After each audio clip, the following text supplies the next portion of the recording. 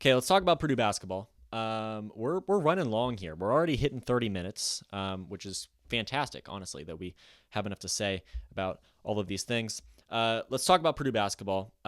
Purdue has been absolutely stellar recently. They beat Minnesota on the road by 20. They beat Northwestern by 18 last weekend as well. Braden Smith had 22 against Northwestern. Fletcher Loyer had 24 against Minnesota. Those two are really emerging as a tandem of backcourt stars, the two of them together. And what's great about that is if one of them's off, the other one can carry the load. If the other one's off, one of them can carry the load. And that's what we've seen in some games in the past. Loyer had the best game against Minnesota. Braden Smith had a fantastic game against Northwestern. So if one's having an off night, the other one can still shine. And if they're both shining, Purdue can beat anybody. They can beat absolutely anybody. And that's a really dangerous combination, especially because they have had so much time together, right? They're both juniors. They both came in as freshmen. They started as freshmen together. They have a lot of playing time together at Purdue. They played against each other in high school. Braden Smith went to Westfield. Fletcher Loyer went to Homestead, right? A lot of history between these guys.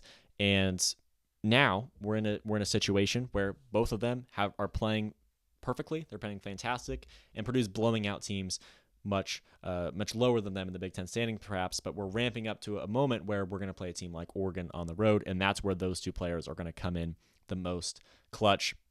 Let's talk about the standings, because Purdue is currently technically fifth in the Big Ten. They're 3-1.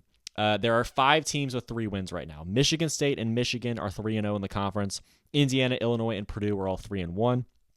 UCLA is 2-1, although I believe UCLA lost to Michigan last night, so they should be 2-2.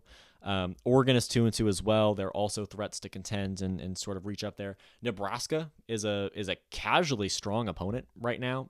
Streaky team in the Big Ten. They're not ranked, but they could be. A couple big wins away from being ranked, and they're going to play Purdue on Sunday afternoon. That's going to be a big-time game to watch. Purdue is one of the only teams in the Big Ten at this time that has not yet played a team at the top with them, right? Illinois has played UCLA or Oregon, whichever one it was, but Purdue and IU really the only teams that haven't played another team in that collection. So Purdue has not played IU, they have not played Illinois, they have not played Michigan State, they have not played Michigan, they have not played UCLA, they have not played Oregon. They will play Oregon in just a couple weeks, but regardless, Purdue right now is up there in the mix, 3-1. Of course, that lost to Penn State, but they've won every other conference game since then. They're one that has not yet played a team at that caliber in the Big Ten, and that's going to be very interesting to watch, especially when they have those road games in conference. So we'll talk about their upcoming schedule in a second, but waiting for that opportunity when Purdue plays a top team in the Big Ten is going to be very, very interesting. According to Joe Lunardi, they're on the 6th line. Jerry Palm also has them as a 6th seed. The AP poll has Purdue at number 20 in the country, so the back of the 5 line, I suppose, the very last 5 seed, if you want to look at it from that perspective.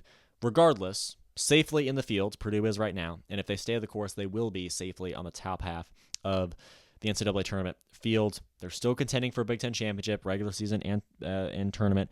They could make a tournament run in the Big Ten tournament and also in the NCAA tournament. So Purdue's in a spot right now where they're one of the top teams in the Big Ten, but they have not yet been challenged in the same way that some of the other top teams in the Big Ten have, right?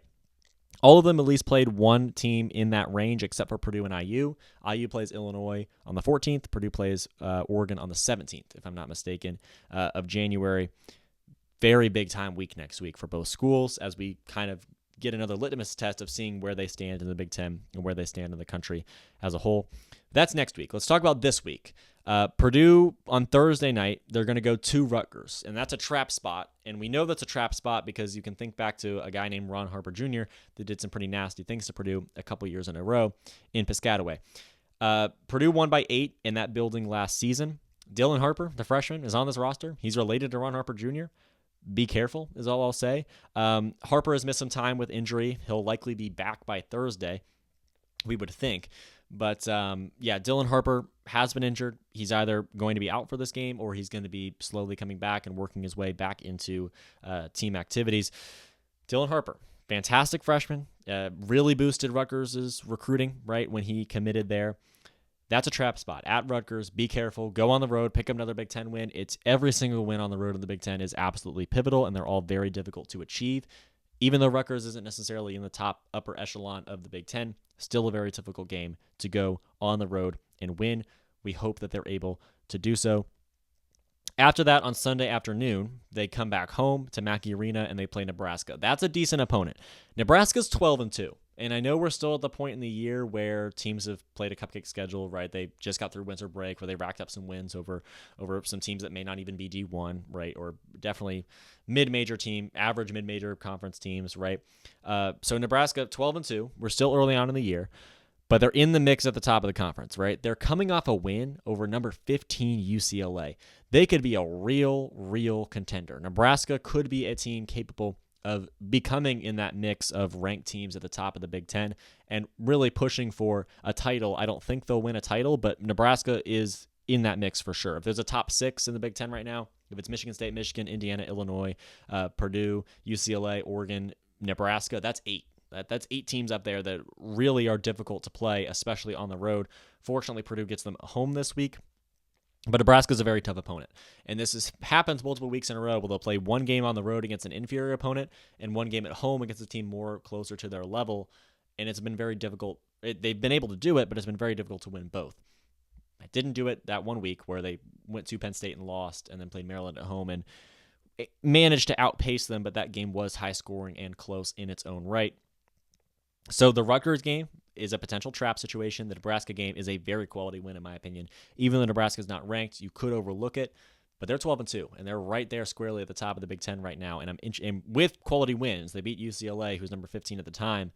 Nebraska's a tough opponent. Purdue has a big-time game against them on Sunday. But really all we're doing is ramping ourselves up to the Oregon game, right?